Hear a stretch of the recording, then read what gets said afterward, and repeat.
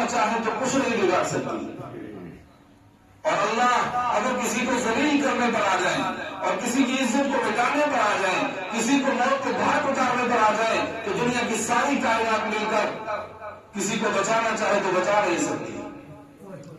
دنیا کے تمام ظالم جابر جو اس دنیا کے اندر دندناتے ہیں اور دنیا کے اندر زور و تربیت مچاتے ہیں, قتل و غارت کرتے ہیں, عزتوں کو لوٹتے ہیں اور عزتوں کے دشمن ہیں, وہ یہ سب چاہتے ہیں کہ ہم اسی کائنات میں رہیں, ہم یہاں ہمیشہ عیاشی کرتے رہیں, ہم یہاں ہمیشہ بدماشی کرتے رہیں اور ہم قتل و غارت مچاتے رہیں اور دنیا کی ساری چیزوں کو ہم جو ہے حاصل کرتے رہیں.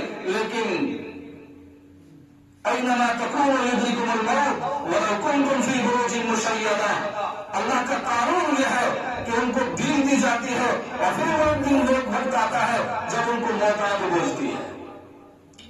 میرے ایمانی بھائیوں, یہ دنیا کے ظالم چاہتے ہیں ہم اسی دنیا میں رہیں, لیکن ان کو رہنے نہیں دیا جائے گا, مٹا دیا جائے گا, ان کی ہستیوں کو مٹا دیا جائے گا, ان کے نام و نشانوں کو مٹا دیا جائے گا.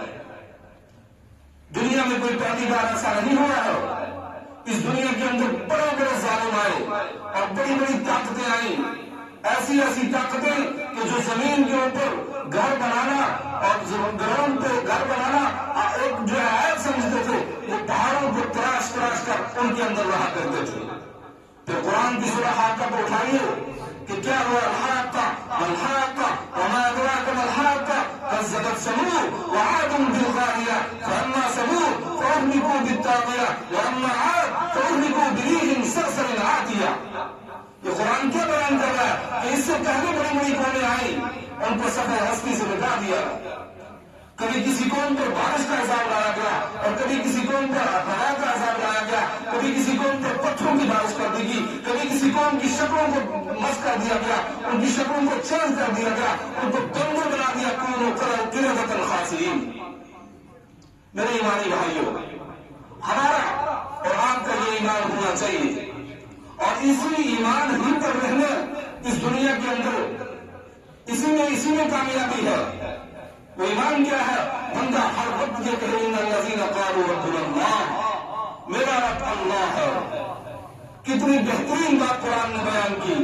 اے ایمان والے, کیا گھبرانے کی ضرورت ہے؟ یہاں کوئی رہا ہے تو وہ رہے گا. یہاں اگر ظالم رہتا اور تو مٹ جاتا تو پھر تو اصول کے خلاف بات تھی. جب یہاں سے ظالم کو بھی جانا ہے اور مظلوم کو بھی جانا ہے, یہاں سے نیک کو بھی جانا ہے, بدکار کو بھی جانا ہے, اور پھر سامنے ایک عدالت ہوگی. وہ عدالت کیا ہے؟ وَنُفِخَ فِي الصُّورِ فَإِذَا هُم مِّنَ الْأَجْدَاثِ إِلَىٰ رَبِّهِمْ يَنسِلُونَ. ایک دن آئے گا جب یہ روح ساری کی ساری جو قبروں میں ہے, جن کو جلا دیا گیا ہے, جن کی چیزیں جلا کے ان کو اپنی طرف سے انہوں نے پانی کے اندر ان کی راکھ میں بہا دی ہے کہ اب ان کو کوئی زندہ نہیں کرے گا. قرآن نے عجیب بات بیان کی. قرآن نے کہا بَلَىٰ قَادِرِينَ عَلَىٰ أَن نُّسَوِّيَ بَنَانَا أَيَحْسَبُ الْإِنسَانُ أَن لَّن نَّجْمَعَ عِظَامَهُ. اے پاگل انسان, تو کیا گمان کرتا ہے کہ تجھے کو زندہ نہیں کر پائے گا اور تو دوبارہ سے تو سانچہ ہم تیار نہیں کر سکیں گے؟ بھول جائے اس خیال کو. بَلَىٰ قَادِرِينَ عَلَىٰ أَن نُّسَوِّيَ بَنَانَا, ہم آپ کو دوبارہ بنانے کی قدرت رکھتے ہیں. پھر ایک عدالت لگے گی اور جس عدالت کے لیے سور پھونکا جائے گا, وَنُفِخَ فِي الصُّورِ فَإِذَا هُم مِّنَ الْأَجْدَاثِ إِلَىٰ رَبِّهِمْ يَنسِلُونَ. پھر یہ سب اپنی قبروں سے اٹھ کر اپنے رب کی طرف خیال پڑیں گے, اپنے رب کی طرف جا رہے ہوں گے. پھر یہ ان میں ایک جماعت نہیں ہوگی, فرمایا دو جماعتیں ہوں گی. اور وہ دو جماعتیں کون سی ہوگی؟ ایک کو قرآن نے کہا, اور قرآن پاک سورہ یاسین پورے قرآن پاک کا دل ہے, اور سورہ یاسین کا دل یہ آیت ہے سلام قولا من رب الرحیم. ایک طرف ایمان والے ہوں گے, وہ ایمان والے کہ جنہوں نے دنیا کے اندر یہ بات کہی تھی اپنی زبان سے, ان الذین قالوا ربنا اللہ, کہ جب وہ اللہ پر ایمان لے آئے اور اس کے بعد انہوں نے کہا ربنا اللہ, ہمارا رب اللہ ہے. ثم استقاموا, پھر اس میں وہ ڈٹ گئے اور ایسے ڈٹ گئے کہ دنیا کے اندر بہت ساری خرابیاں آئی, بہت سارے حالات آئے, بہت ساری پریشانیاں آئی, بہت طریقے سے ان کو آزمایا گیا. کیا قرآن نے نہیں کہا ہمارے ایمان کو نہیں جھنجھوڑا, ہمیں قرآن کے اوپر نظر نہیں ہے؟ قرآن کہتا ہے من الجوع والخوف ونقص من الاموال والانفس والثمرات وبشر الصابرین. اور ایمان والوں، آپ کیا سمجھتے ہو کہ آپ ایمان لے آؤ گے، کلمہ پڑھ لو گے اور پھر آپ کو آزمایا نہیں جائے گا؟ بنا جو آپ کو بھوک کے ذریعے آزمایا جائے گا.